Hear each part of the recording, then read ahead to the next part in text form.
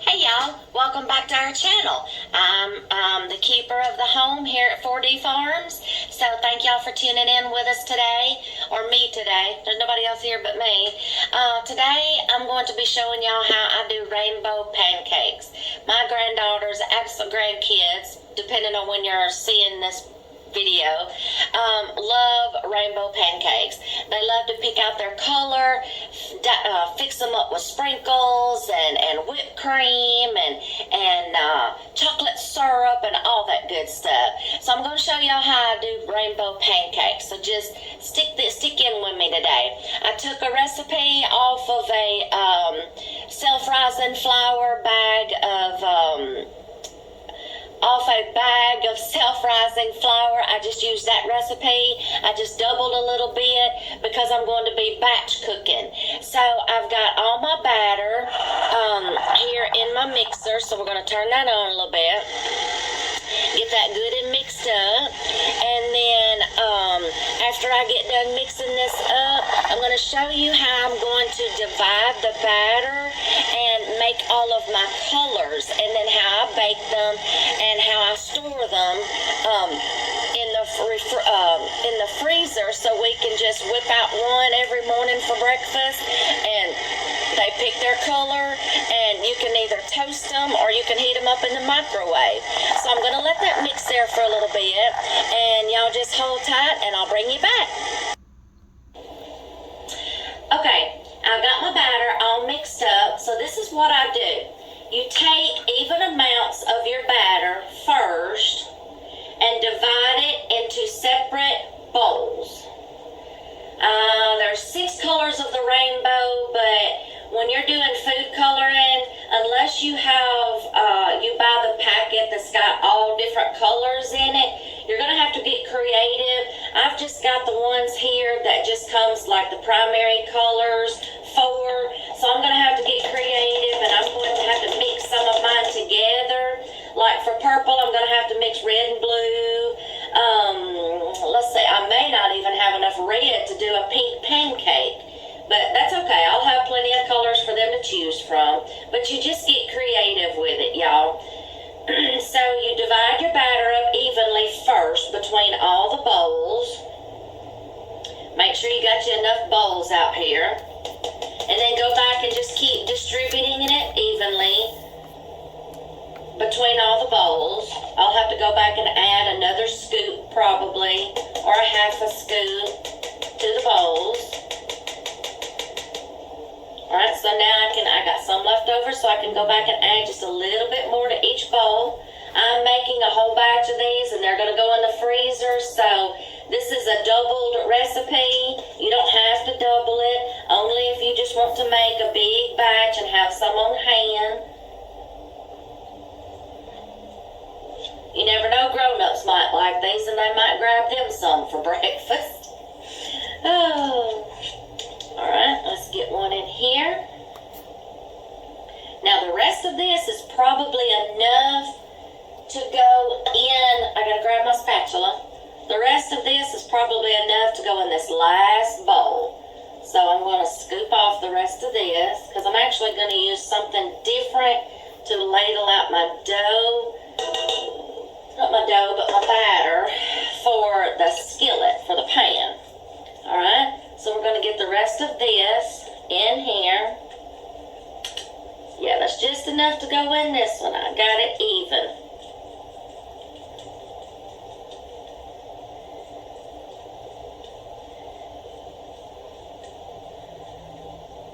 Okay. We run some water in this. Okay, now here comes the fun part. Just to let y'all see what this is going to look like, let's start with blue. My granddaughters love frozen, so blue is coming in handy right now. So we're going to need different spoons, because you don't want to use the same spoon for different colors. You want a spoon for each color. So let me grab 5 spoons.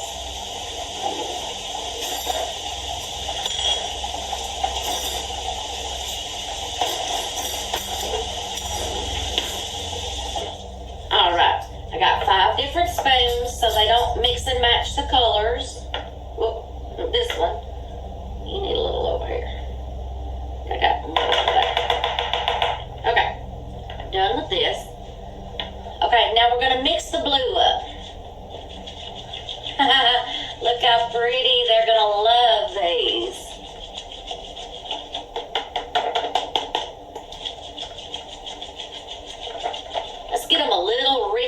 same color. A couple of more drops. All right, so there's the blue.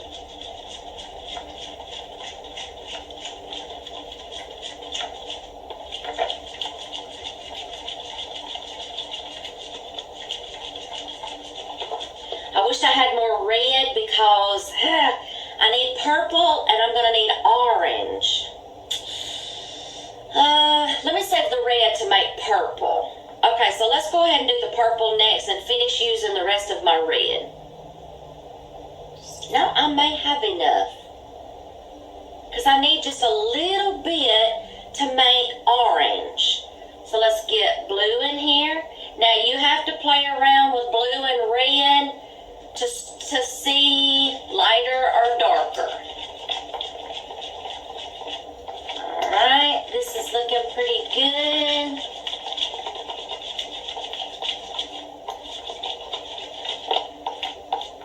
I'm afraid to put too much more blue in it because I don't want to get it more bluish, but let me see. One of them is more primary over the other. Let's just, I only meant to do like 2 drops just to see. I don't want to get it bluish. I want to keep it purple. Yeah, keep doing the red. If you get too much blue, put red. Because that kind of got it a little on the bluish side. Okay, you have to play around with your colors, y'all. If you're a scientist, okay. Now I'm going to go ahead and do, I'm going to use the rest of the red. I hope this is enough to make some orange.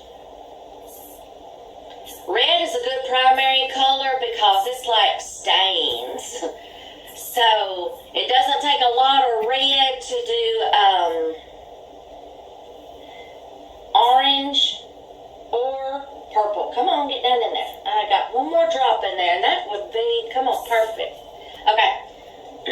Now, the yellow. Oh, how come this one ain't coming out? This one may be dry.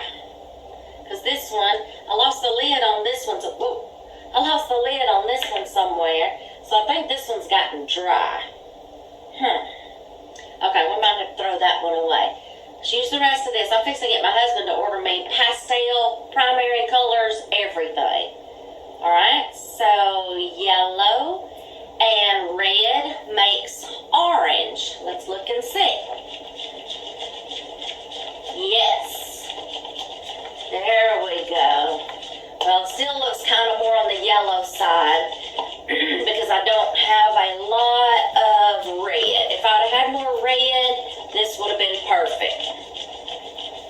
That turned out a little more yellow. It's okay. I may not get an orange one because I'm out of red food coloring. That's okay.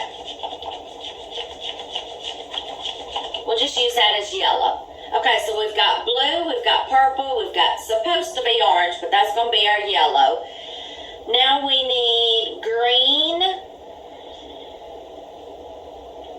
This is good at Christmas time for Grinch pancakes.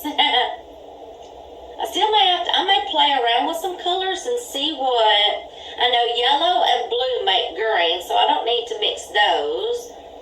What does yellow and green make? Just a different kind of color? I don't know what blue and green makes. I may not make anything. Okay, this is going to be our Grinch. Look at that. They love to watch the Grinch, even if it's not around Christmas time. We have sat here in the dead of summer and watched Grinch I don't know how many times. Let's make it a little more rich green.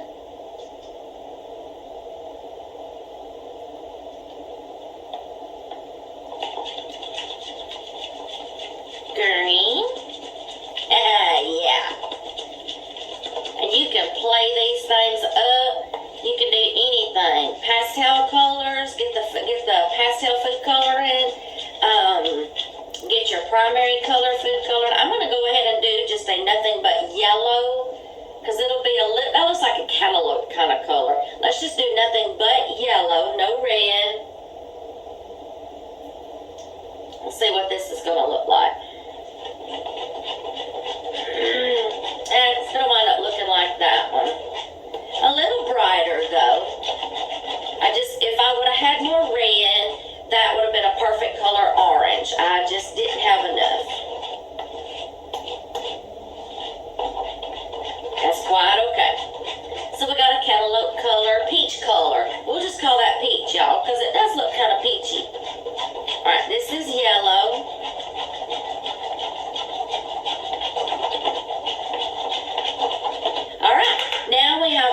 our colors mixed up.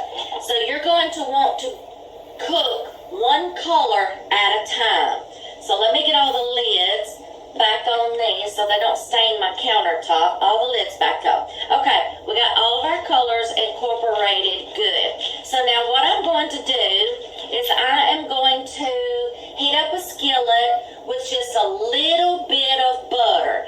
The secret to these pancakes is you don't want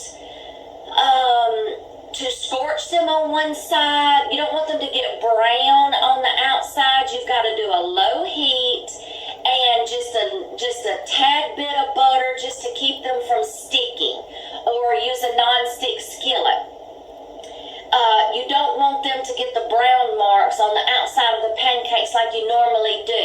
So this is just going to have to be a trial and error with timing and the heat on your skillet. So let me get some butter going in here, just a tad bit, and then I'm going to move you closer and let you see how I pour these in here. Okay, y'all, I'm going to have to finish this doing a voiceover because it didn't take everybody as long to do their chores that morning as what it was supposed to have had. So everybody started coming back in the house and all the noise, but I had to get this video finished. I wasn't going to stop now. So what I'm doing is I've got my butter in my skillet. I've heated up my skillet. I'm going to start putting my batter into my skillet. I like to use an ice cream scoop or a ladle, something like that. I like my pancakes to be the same size. I'm just OCD like that, y'all. So I'm going to get these going and get them going in the skillet. And you're just going to cook these, fry these like you do normal pancakes.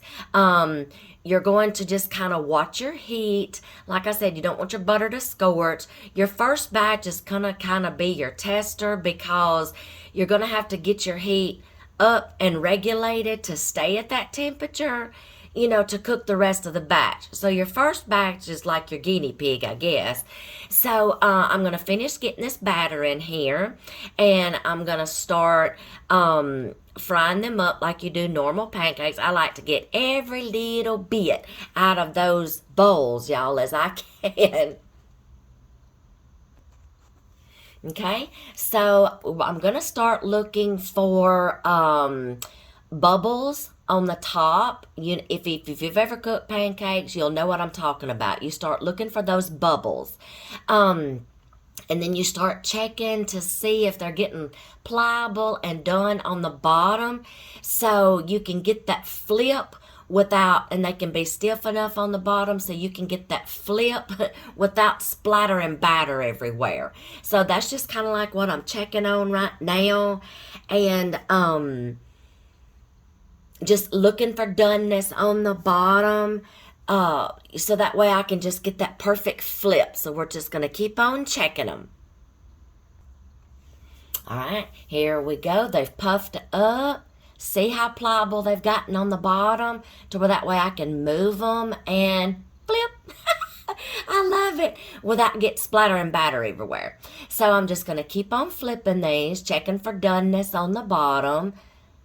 Oh, I just love that. Okay. And see, they're not getting really brown on the bottom, so they're going to kind of hold their green color.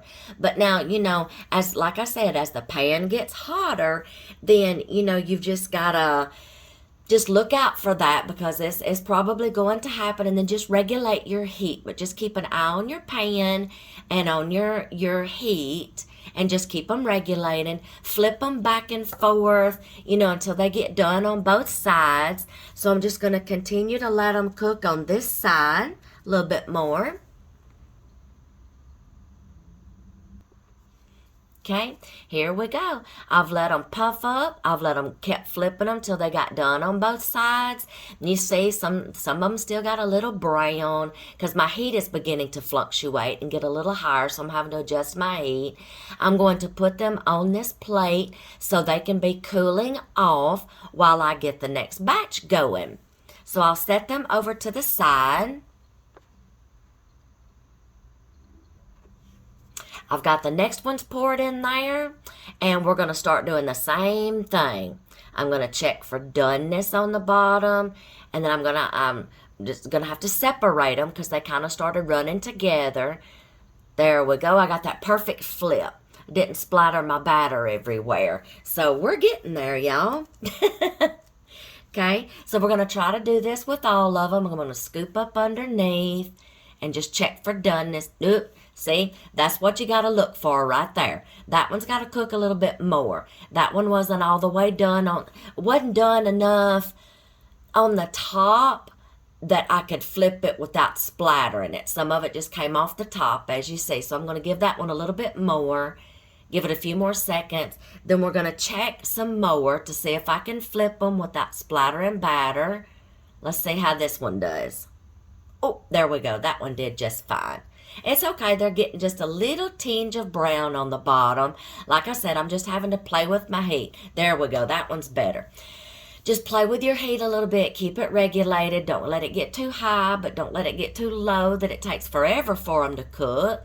But yeah, see, I'm getting a little crispy on the edges, but that's okay. That's all right.